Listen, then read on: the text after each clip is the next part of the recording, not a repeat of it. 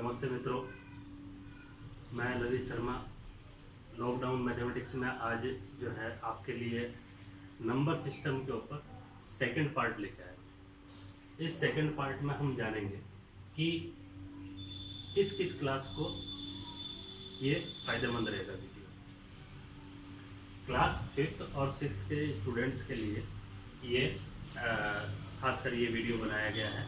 इसको आप ध्यान से देखें और ये पूरे बोर्ड पे मैंने लिख दिया है जो आपको क्लियरली दिख रहा होगा। इसको एक बार आप स्क्रीनशॉट लेके या किसी भी माध्यम से आप इसको एक बार नोट कर लें, ताकि क्या है कि इसको समझाने के बाद में जब मैं इसको साफ करूं और आपको कुछ एग्जांपल्स समझाऊं तब ये आपके पास में ये मैटर भी रहना चाहिए। तो आइए शुरू करते हैं।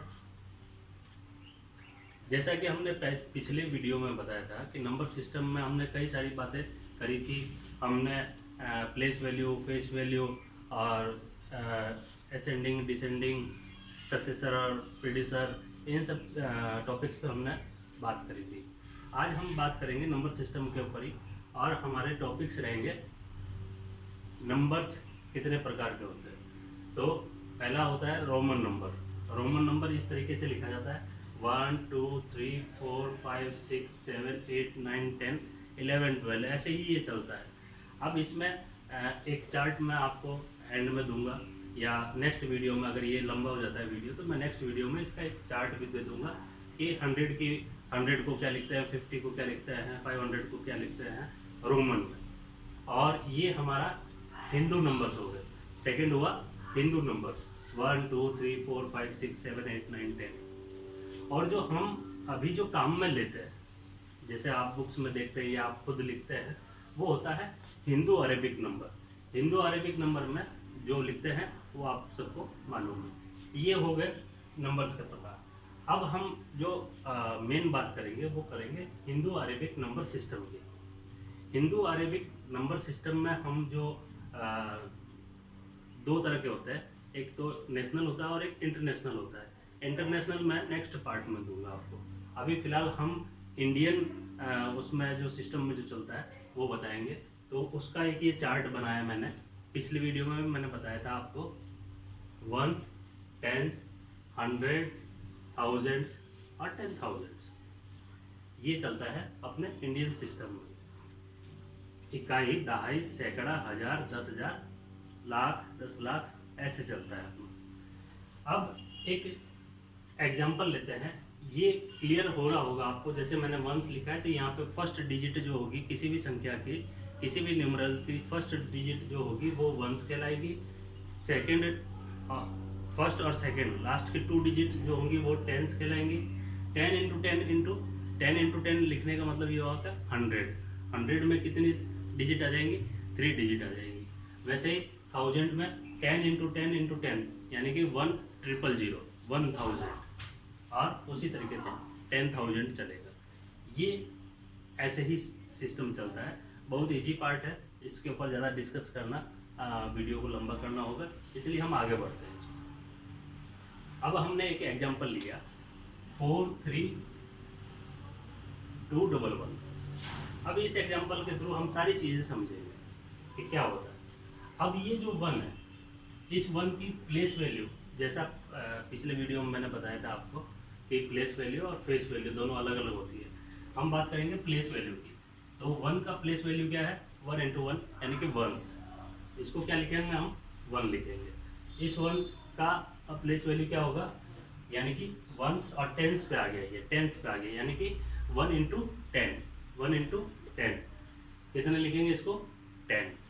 अब 2 का प्लेस वैल्यू क्या होगा? 200। 200 का मतलब 2 के बाद में हम ये 10 इंटू 10 करेंगे। यहाँ पे ये एक्सपेंडेड फॉर्म में बता रहा हूँ मैं आपको, एकदम लार्ज करके बता रहा हूँ। तो 2 इंटू 10 कितना हो जाएगा? 200 हो जाएगा। इसी तरीके से 3 की जो प्लेस वैल्यू है वो 3000 है। 3000 कहाँ आएगा? यहाँ आएगा, यानी कि 3 इंटू 10 इंटू 10 इंटू 10, ये 1000 का हो गया 3000। और ये 4 कहाँ पे है? 10,000 के ऊपर।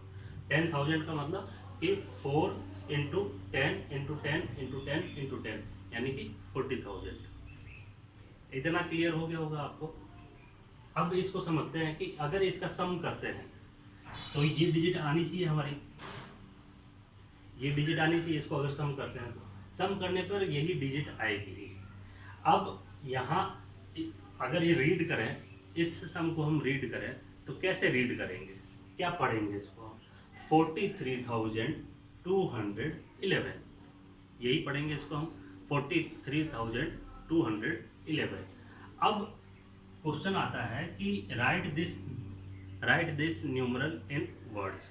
ऐसे बहुत सारे क्वेश्चन आते हैं 5th और 6th में, तो हम इसको इसी तरीके से लिखते हैं कि 43,211। क्लियर है इतना? अब अगर यही चीज हमको अंक में लिखनी हो, यानी कि डिजिट में लिखनी हो, तो कैसे लिखेंगे? इसके भी लिखने का हम आपको आगे मेथड बताएंगे। तो एक चीज ये होगी Hindu Arabic number system. Next topic है हमारा कंपेयरिंग एंड ऑर्डरिंग नंबर, और उसके आगे का टॉपिक है सक्सेसर एंड प्रीडेसर।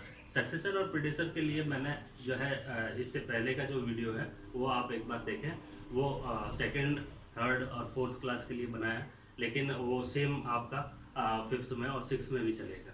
तो इसको तो हम रब कर देते हैं और हम बात करेंगे कंपेयरिंग और ऑर्डरिंग की। अब हम न्यूमरल्स को वर्ड्स में लिखने का छोटे छोटे एग्जांपल लेते हैं, जैसे 2, 3, 4, 0। अब हम इसको पढ़ेंगे क्या? आपको वो चार्ट याद करना पड़ेगा, 1s, 10s, 100 और 1000 वाला। तो ये 1s हो गया, ये 10s हो गया, ये 100 हो गया, ये 1000 हो गया। यानी कि इसको हम जब पढ़ेंगे तो क्या पढ़ेंगे? 2000, 300, 140, यही पढ़ेंगे इसको हम, 2340। अब इसका हमने जैसे वैल्यू उसमें निकाली थी चार्ट के थ्रू, वैसे आप भी इसको घर पे निकालेंगे, प्रैक्टिस करेंगे। जितनी प्रैक्टिस करेंगे उतना इजी होता जाएगा। लेकिन अब हम देखेंगे कि अगर वर्ड्स में कोई संख्या दी हुई हो तो उसको हम नंबर्स में कैसे लिखेंगे। क्वेश्चन आएगा कि इस संख्या को जो है, इस न्यूमरल को जो है डिजिट्स में लिखें। तो सबसे पहले हम क्या देखते हैं कि 2000 लिखा हुआ है, हमारे को क्या करना है 2000, और इसको एक्सपेंडेड फॉर्म में, जैसा कि मैंने पिछले वीडियो में बताया आपको कि एक्सपेंडेड फॉर्म में करेंगे तो बहुत अच्छा रहेगा। जैसे मैं कर रहा हूँ अभी, आप इसको देखें, 2000 प्लस 300 प्लस 40। अब 40 का मतलब क्या हो गया? 4 × 10, 4 × 10। 300 का मतलब क्या हो गया? 3 × 10 × 10। ये वही जो चार्ट मैंने शुरू में दिखाया था, उसी को आपको देखना पड़ेगा, उसी को याद करना पड़ेगा। 2000 का मतलब क्या हो गया? 1, 2, 3। अब इसको जो है हम पूरे को सम करेंगे, तो सम करेंगे तो क्या आएगा? 2340, क्योंकि वंस पे क्या है? 0 है, तो 0 की वैल्यू हमेशा 0 ही रहेगी। 4 × 10 40 हो गई।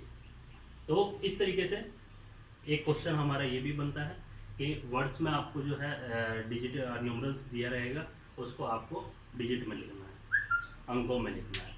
अब नेक्स्ट हम बात करेंगे कंपेयरिंग की, कंपेयरिंग और ऑर्डरिंग। कंपेयरिंग और ऑर्डरिंग में जैसा कि शब्द से ही पता चल रहा है, कंपेयरिंग और ऑर्डरिंग का मतलब क्या है कि किसी संख्या को कंपेयर करना, और उसका ऑर्डरिंग का मतलब उसको एक ऑर्डर में लगाना। कंपेयरिंग और ऑर्डरिंग में हम देखेंगे कि जैसे कंपेयरिंग का मतलब होता है कि कंपेयर करना, तो 2 डिजिट लेते हैं हम,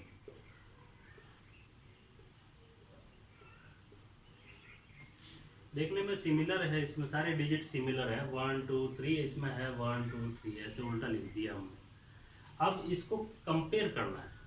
कंपेयर कैसे करेंगे कि इसमें कौन कौन सी डिजिट है और इसमें कौन कौन सी डिजिट है और इसकी वैल्यू क्या है, किसकी ज़्यादा वैल्यू है, किसकी कम वैल्यू है। तो असेंडिंग और डिसेंडिंग ऑर्डर और ग्रेटर देन और लेस देन जो बात होती है वो इसी से हम क्लियर करते हैं। अब इसको देखने से पता चल जा रहा है कि कौन सी बड़ी संख्या है और कौन सी छोटी संख्या है। अब इसको अगर इसका ऑर्डर में लिखेंगे तो कैसे लिखेंगे इसको, कि अगर आपसे क्वेश्चन पूछा जाए कि इनमें से बड़ी संख्या और छोटी संख्या कौन सी है, तो बड़ी संख्या कौन सी है 3 2 1, और ये सिंबल लगाएंगे। इस सिंबल का यूज करते समय कभी भी कंफ्यूज नहीं होना है। सिंगल एंड जो है हमेशा छोटी संख्या की तरफ रहेगा, छोटी संख्या की तरफ रहेगा, और डबल एंड जो है, ये वाला एंड जो है वो हमेशा बड़ी वाली संख्या के तरफ रहेगा। अब ये तो हुआ कि एकदम जस्ट गैप में संख्या है। अगर कोई ऐसी संख्या हो जिसमें गैप कम हो और बड़ी संख्या हो, तब हम क्या करेंगे, जैसे 4 3 2 7 और 4 3 2 3। अब इसमें हम देखेंगे कि लास्ट में इसमें क्या है, बाकी सारी डिजिट सेम है। 4 इसमें भी है, 4 इसमें भी है, 3 इसमें भी है, 3 इसमें भी है, 2 इसमें भी है, 2 इसमें भी है।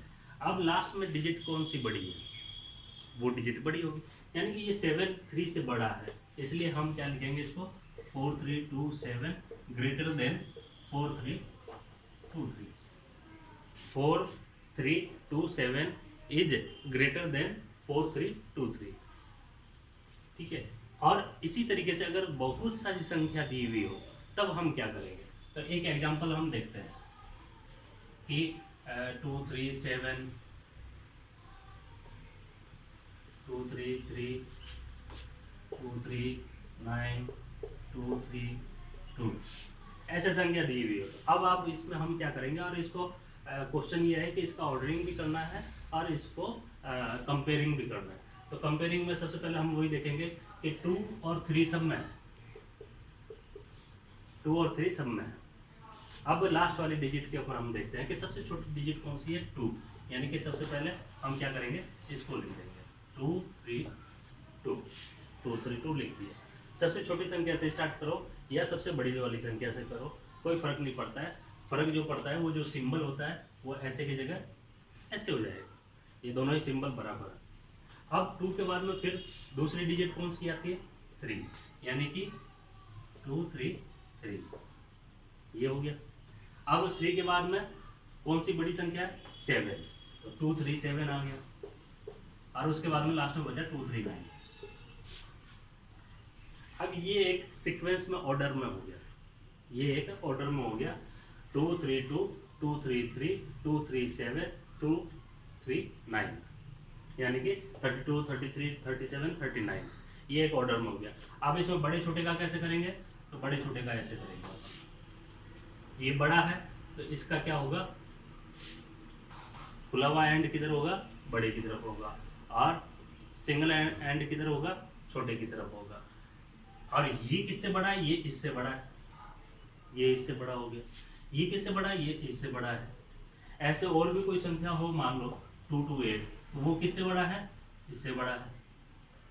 तो इस तरीके से ऑर्डर भी कर सकते हैं हम इसको, और कंपेयर भी कर सकते हैं, और ऑर्डरिंग भी कर सकते हैं इसका। अब असेंडिंग और डिसेंडिंग ऑर्डर का क्या मतलब होता है, असेंडिंग ऑर्डर में और डिसेंडिंग ऑर्डर में जो फर्क है वो सिर्फ यही है कि छोटी संख्या से बड़ी संख्या की ओर लिखना और बड़ी संख्या से छोटी संख्या की ओर लिखना। और ये क्या है कि हमने छोटी क्लासेज में असेंडिंग और डिसेंडिंग ऑर्डर पढ़ लिया था। अब लास्ट टॉपिक, इसके बाद का जो लास्ट टॉपिक है वो सक्सेसर और प्रेडिसर रह गया। जैसा मैंने आपको पहले भी बताया कि जिसके जस्ट पहले का जो नंबर सिस्टम के ऊपर जो मैंने वीडियो बनाया है उसमें पूरा मैंने सक्सेसर और प्रेडिसर को, प्लेस वैल्यू को, फेस वैल्यू को और इसकी काउंटिंग को, इनको मैंने सेकंड थर्ड फोर्थ क्लास के लिए बनाया। लेकिन फिफ्थ और सिक्स क्लास के भी स्टूडेंट्स जो हैं उसको देख सकते हैं, उनको बहुत अच्छा बेनिफिट होगा। आप फिफ्थ और सिक्स क्लास के बच्चों के लिए मैं बोलूँगा कि आप वो वीडियो और ये वीडियो कंटिन्यूअस देखिए, ताकि क्या है कि पूरा नंबर सिस्टम आपको क्लियर हो जाएगा। और अंत में मैं इस वीडियो को यहीं ख़त्म करता हूँ, और इसके बाद मैं एक छोटा सा वीडियो और आपको दूंगा, उसमें मैं आपको इसकी टेबल दूंगा एक तो, और इसके सिंबल्स जो होते हैं DCLM जो भी सिंबल्स होते हैं रोमन के वो दूंगा, और एक ये वंस वाली जो टेबल है, प्लेस वैल्यू की जो टेबल है वो, और छोटी छोटी और 2-4 जानकारियाँ मैं आपको दूंगा। वो सेकंड थर्ड फोर्थ और फिफ्थ और सिक्स सारी क्लासेस के लिए रहेगा।